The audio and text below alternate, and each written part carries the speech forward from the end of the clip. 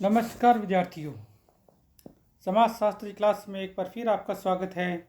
My self Ashok Kumar, associate professor sociology, government Dungar college Bikaner. आज का अपना विषय है सामाजिक मानव शास्त्र का अन्य विज्ञानों के साथ संबंध। सामाजिक मानव शास्त्र की एक शाखा है और इस रूप में इसका मानव शास्त्र की अन्य शाखाओं के साथ घनिष्ठ संबंध पाया जाता है। विशेषतः प्रजाति शास्त्र, पुरातन शास्त्र के साथ सामाजिक मानव शास्त्र के एक समाजी विज्ञान होने के कारण अन्य समाजी विज्ञानों जैसे मानव समाजशास्त्र, मनोविज्ञान, इतिहास, राजनीतिक शास्त्र एवं अर्थशास्त्र आदि के साथ इनके घनिष्ठ संबंध का पाया जाना स्वाभाविक ही है। यहाँ इन विभिन्न विज्ञानों के बीच पाए जाने वाले संबंधों पर अपने विस्तृत रूप से चर्चा करते हैं। नंबर 1, सामाजिक मानव शास्त्र एवं प्रजाति शास्त्र के बीच क्या संबंध है। इन दोनों शास्त्रों का एक दूसरे के साथ घनिष्ठ संबंध पाया जाता है। हावेल्स ने लिखा है कि प्रजाति शास्त्र प्रजातियों का अध्ययन नहीं, यह तो शारीरिक मानव विज्ञान का कार्य है। प्रजाति शास्त्र विश्व की संस्कृतियों का अध्ययन है। प्रजाति शास्त्र के अंतर्गत विश्व के विभिन्न भागों में फैली संस्कृतियों का पता लगाया जाता है, इनका अध्ययन एवं वर्गीकरण किया जाता है। सामाजिक मानव शास्त्रियों के द्वारा सभी मानव संस्कृतियों एवं समाजों का अध्ययन किया जाता है, परंतु सामाजिक मानव शास्त्रियों ने प्रमुखतः आदिम लोगों के अध्ययन में विशेष रुचि ली है।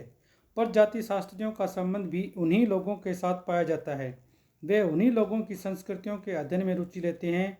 अतः इन दोनों के अध्ययन विषयों में काफ़ी समानता पाई जाती है, परंतु इनका यह तात्पर्य नहीं है कि ये दोनों विषय पूर्णतः एक ही हैं। दोनों के द्वारा अधिकांशतः सामान्यतः लोगों का अध्ययन किया जाता है, लेकिन दोनों के लक्षणों में बहुत अंतर पाया जाता है। आज दोनों विषयों को एक दूसरे से पृथक माना जाता है। प्रसिद्ध समाजशास्त्री इवान पिचाइंट ने लिखा है कि प्रजाति शास्त्र का कार्य लोगों को उनकी प्रजातीय एवं सांस्कृतिक विशेषताओं के आधार पर वर्गीकृत करना है और तब वर्तमान समय में या भूतकाल में लोगों की गति या मिश्रण और संस्कृतियों के आधार पर इनके वर्गीकरण की व्याख्या करना है।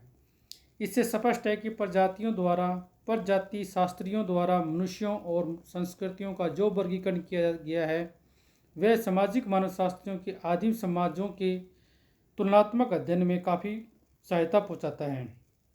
फिर ये शास्त्र एक दूसरे से भिन्न हैं। सामाजिक मानव शास्त्र सामाजिक संरचनाओं, व्यवस्थाओं एवं संस्थाओं के अध्ययन में रुचि लेता है, सामाजिक संबंधों एवं व्यवहारों को समझने का प्रयत्न करता है, जबकि प्रजाति शास्त्र की रुचि मनुष्य एवं उनकी संस्कृतियों के वर्गीकरण में पाया जाता है। प्रजाति शास्त्रियों की इस दृष्टि से एक सीमा भी पाई जाती है और यह है कि वे सामाजिक मानव शास्त्रियों को आदिम लोगों के भूतकालीन सामाजिक जीवन के संबंध में बहुत कम बतलाया पाते हैं। नेक्स्ट है सामाजिक मानव शास्त्र और पुरातन शास्त्र में क्या संबंध है।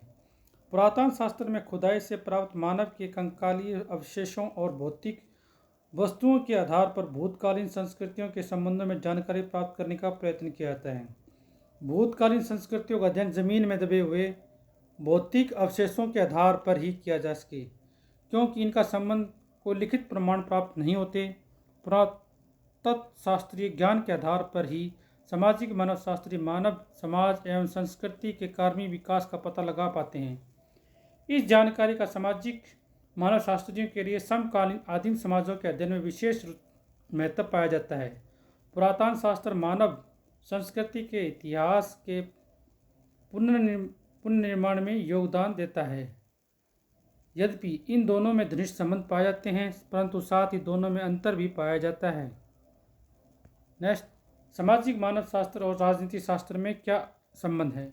इन दोनों ही शास्त्रों का एक दूसरे के साथ घनिष्ठ संबंध पाया जाता है।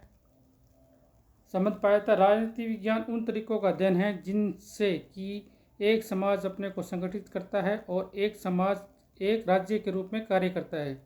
राजनीति शास्त्र के अंतर्गत एक राज्य का संगठन आता है। सामाजिक मानवशास्त्र समाज, उसकी सामाजिक संरचना, सामाजिक व्यवस्थाओं और सामाजिक संस्थाओं का अध्ययन करता है। सामाजिक संरचना के एक नियामक भाग के रूप में इस समाज की राजनीतिक व्यवस्था भी आती है। इस राजनीतिक व्यवस्था का अध्ययन सामाजिक मानवशास्त्री के द्वारा भी किया जाता है और समाज राजनीतिक शास्त्रियों के द्वारा भी। सामाजिक मानवशास्त्र आदिम समाजों का अध्ययन करते समय यह पता लगाने की कोशिश करता है कि इन समाजों में कानून का क्या स्वरूप है। समाज में व्यवस्था बनाए रखने के लिए इन उपायों को काम में लाया जाता था तथा सरकार का क्या रूप था। सामाजिक मानवशास्त्रियों के द्वारा प्राप्त यह ज्ञान राजनीतिक शास्त्रियों को समकालीन समाजों की राजनीतिक व्यवस्था को समझने का काफ़ी सहायता प्रदान करता है। वर्तमान समय में इस ज्ञान का प्रयोग प्रशासन के क्षेत्र में विशेष रूप से किया जा रहा है। राजनीतिक शास्त्र व्यवस्था में रुचि लेता है और सामाजिक मानवशास्त्रियों की प्राचीन व्यवस्थाओं को समझने में सहायता पहुंचाता है। इन दोनों शास्त्रों में समानता के कुछ अंतर भी पाए जाते हैं। सामाजिक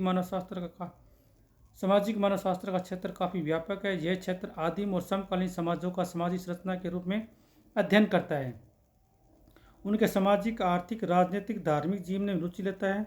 राजनीतिक शास्त्र की रुचि केवल राजनीतिक व्यवस्था में पाई जाती है, राज्य और शासन में पाई जाती है। सामाजिक मानवशास्त्र में आदिम और समकालीन दोनों ही समाजों में अध्ययन किया जाता है, परंतु राजनीतिक शास्त्र में आधुनिक सामाजिक संबंधों, समकालीन राज्यों एवं शासनों का अध्ययन किया जाता है। नेक्स्ट क्लास में अपने बात करेंगे सामाजिक मानवशास्त्र और समाजशास्त्र, सामाजिक मानवशास्त्र और अर्थशास्त्र और सामाजिक मानवशास्त्र और मनोविज्ञान में क्या अंतर है। इन पर अपने विस्तार से रूप में चर्चा करेंगे। धन्यवाद।